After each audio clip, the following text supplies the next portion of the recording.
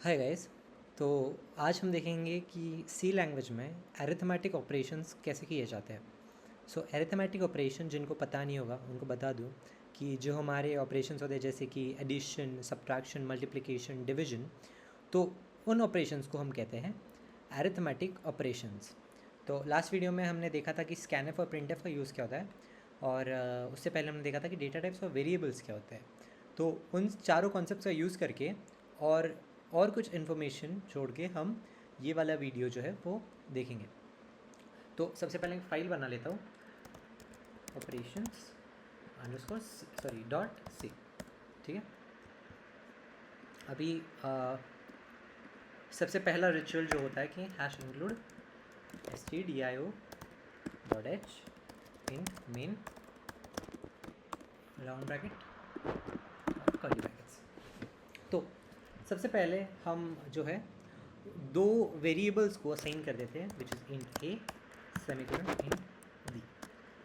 अभी अगर हम चाहे तो इन्हें एक लाइन में भी लिख सकते हैं, जैसे कि अगर मैं इसे कट कर दूँ और यहाँ पे कॉमा लगा के बी डाल दूँ तो हम ऐसे भी लिख सकते हैं।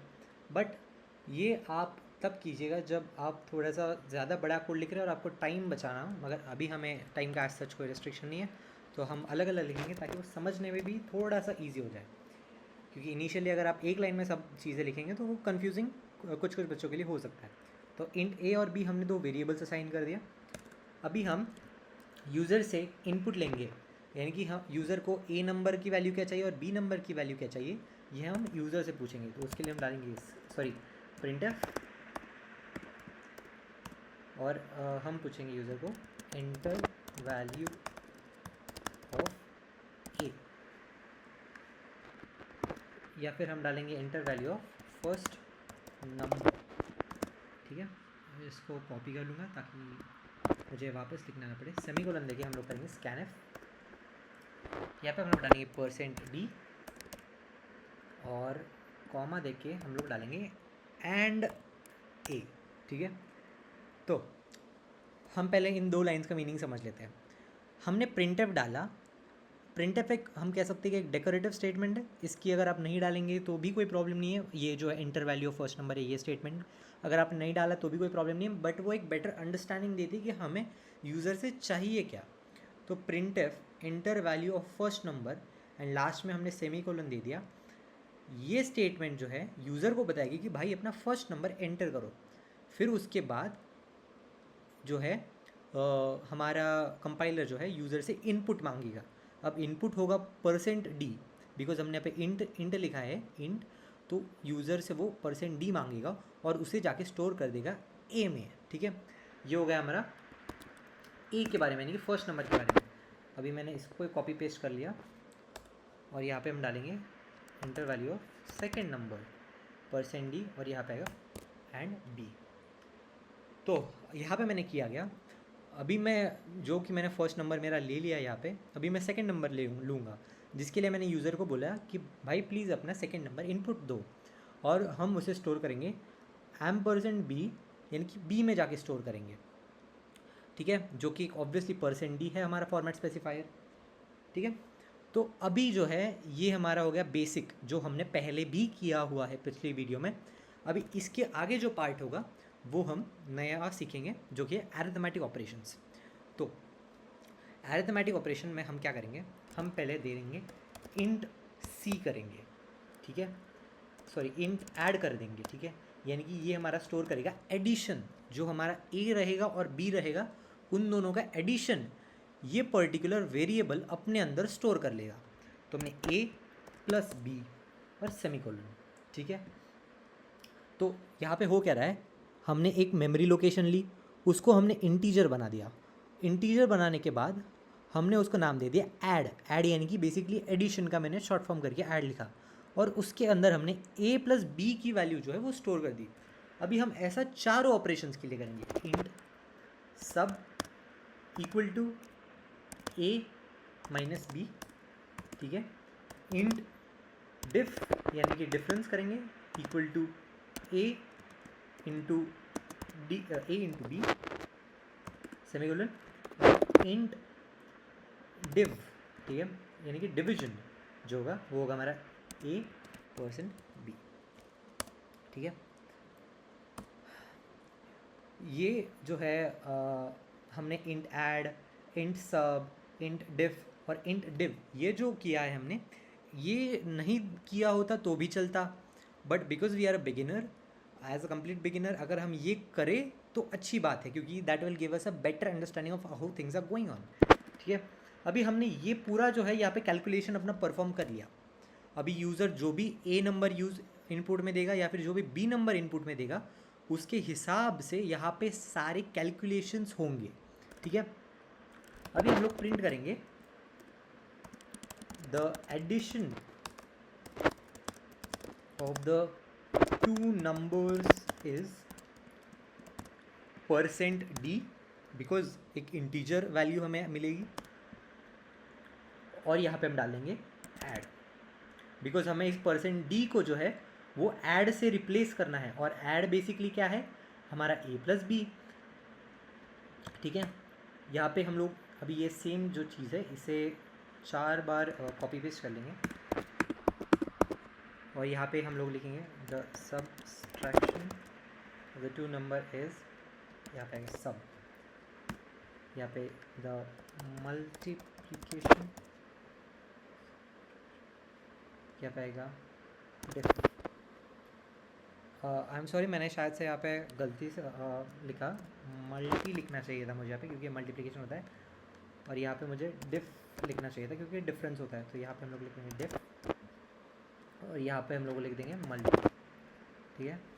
और यहाँ पे हम लोग लिख देंगे डिव की डिव की यहाँ पे लिख देंगे हम लोग डिव, ठीक है। और यहाँ पे हम लोग लिख देंगे division, the division of the two number is percent D div, ठीक है। अब यहाँ पे होगा क्या, लाइन बाय लाइन समझते हैं।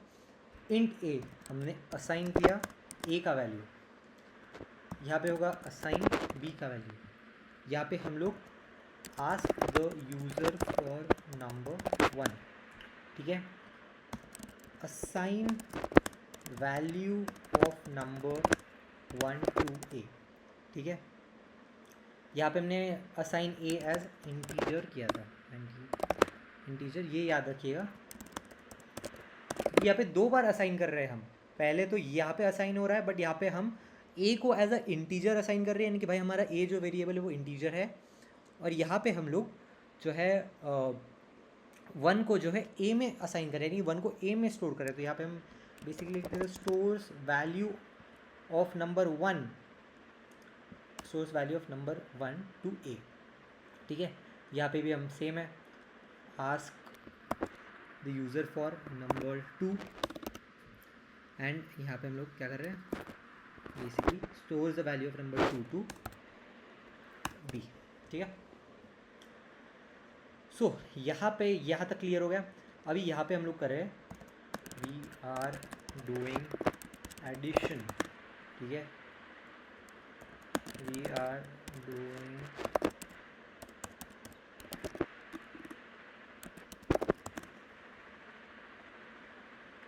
यहाँ पे हम लोग सब्सट्रैक्शन परफॉर्म कर रहे हैं,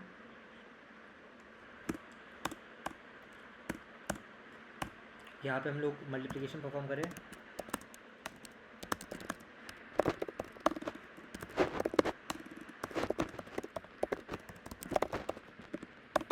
और यहाँ पे हम लोग डिवीजन कर रहे हैं,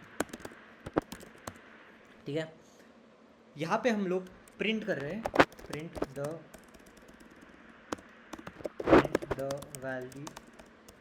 वैल्यू ऑफ एडिशन,